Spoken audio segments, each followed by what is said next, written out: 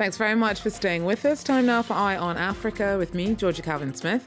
Tonight, a new week, a new start, perhaps old problems. There are hopes that South Sudan's unity government will mean an end to 6 years of bloodshed, but the way forward for the former rivals, President Salva Kiir and now Vice President Riek Machar, is still littered with red flags. We take a closer look at what the world's newest country has to do to make a go of it. Also, the loser in Togo's presidential election accuses President Faure of fraud and calls on voters not to accept the result. That's returning the incumbent for a fourth term and prolonging his family's dynasty. And out of the frying pan into the fire, a construction boss involved in Kinshasa's much criticised overpass building project is arrested in connection to a corruption investigation. But first, South Sudan's started its first week under its new but still fragile unity government.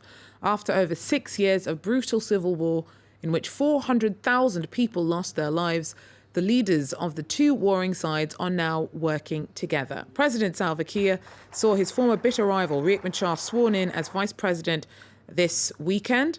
The position Machar held when he was sacked by Kiir and accused of sparking a coup in 2013. That kicked off the 6 years of brutal fighting. The appointment was part of a peace deal struck in 2018. A deadline for the creation of the compromise government had been missed twice before Saturday's landmark follow-through, and this deal is still extremely delicate. Professor Douglas Yates tells us more about what's next as the world's youngest country tries to move forward.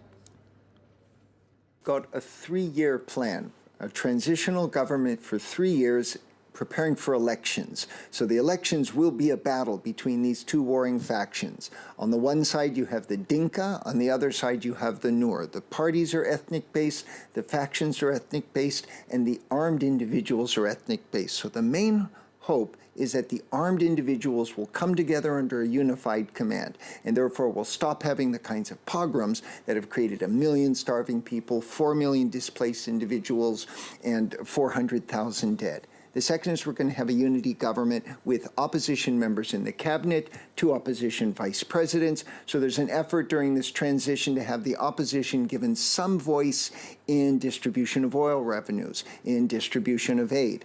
And the third, and this is what started it all, is they're going to reduce the number of states. So there had been an effort by the Dinka to gerrymander the districts. An election was coming up, and the Dinka wanted to have control of a majority of districts by redistricting in a way that benefited them. So one of the terms of this agreement is they're going to have 10 states. This can play one way or the other. One is it could get rid of the gerrymandering. Another is it could create new disputes over the territories of those electoral districts.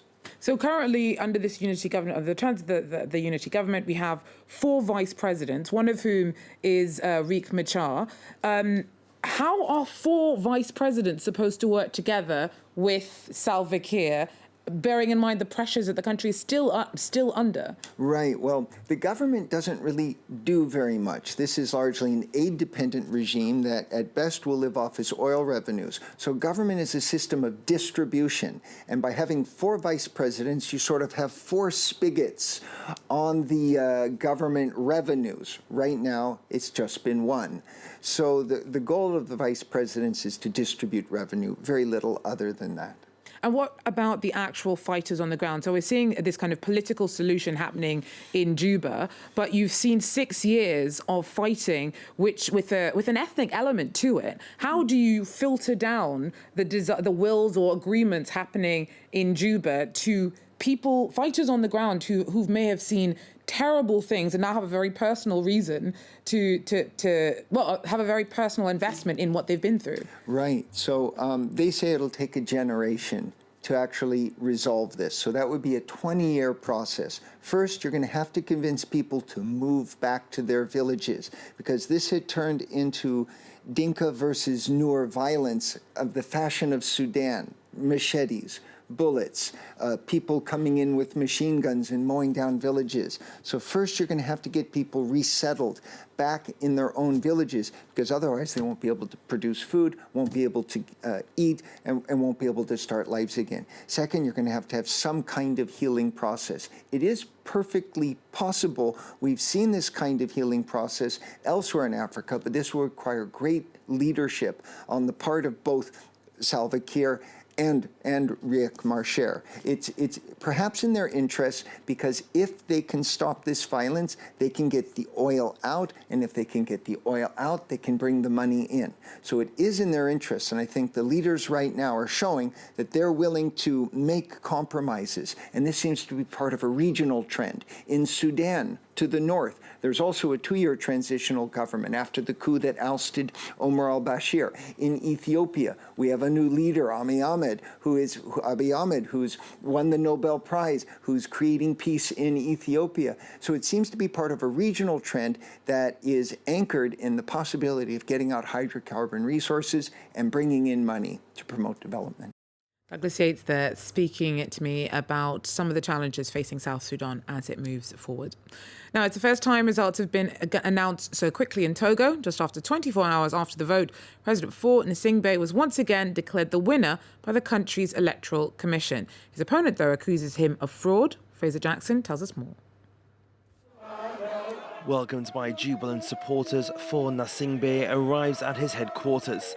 His fourth-term victory extending his family's half-century rule over Togo. According to the Electoral Commission, over 72% of votes went his way, a landslide even greater than the 58% he got just 5 years ago. The Togolese people have spoken, and we must respect their choice. That message aimed at his main opponent, Agbayomi Kojo, who came second with just 18%. Kojo has rejected the result and says that ballot box stuffing and other fraudulent practices were behind his crushing defeat. He is now claiming himself as winner of the election.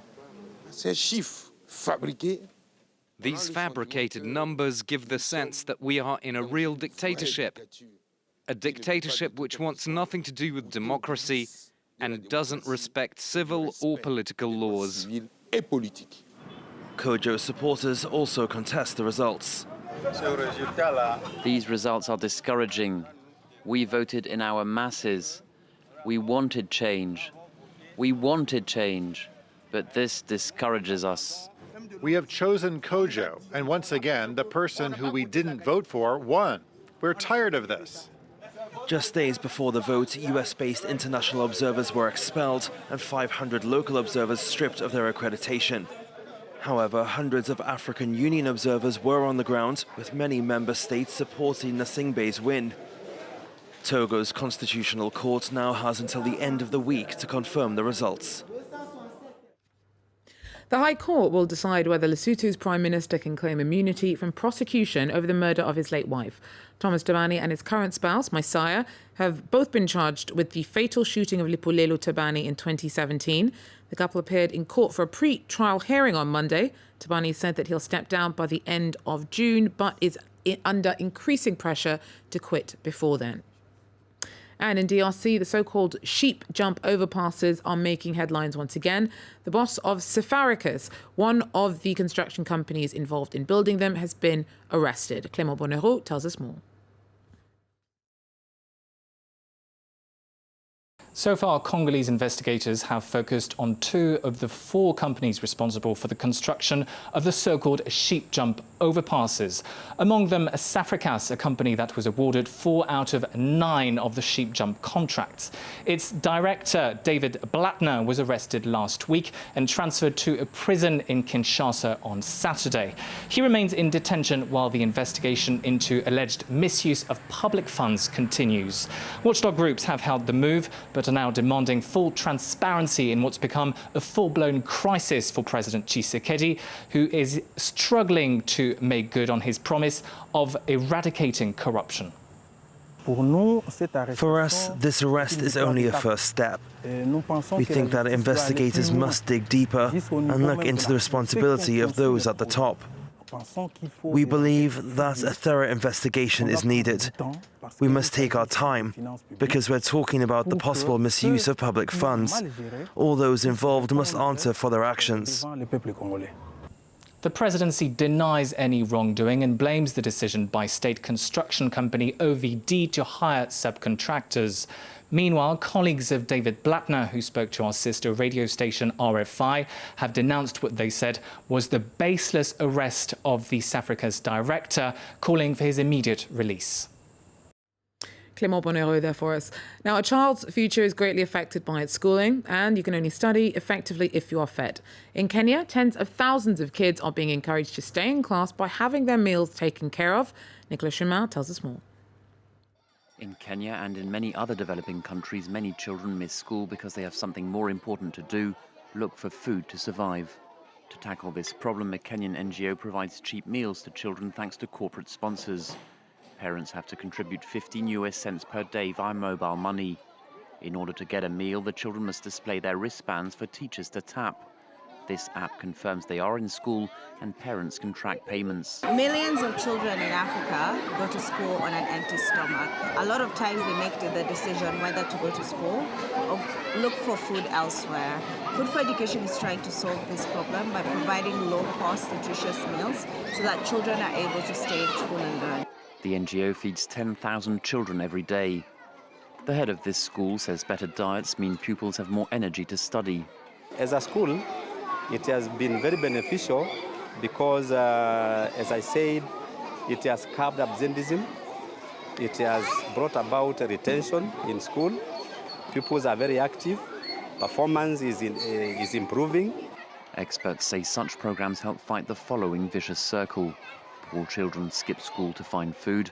They don't get an education, and that means it's harder for them later on to provide for their children, who end up dropping out of school for the same reasons. That's it for now. Thanks for joining us. Take care.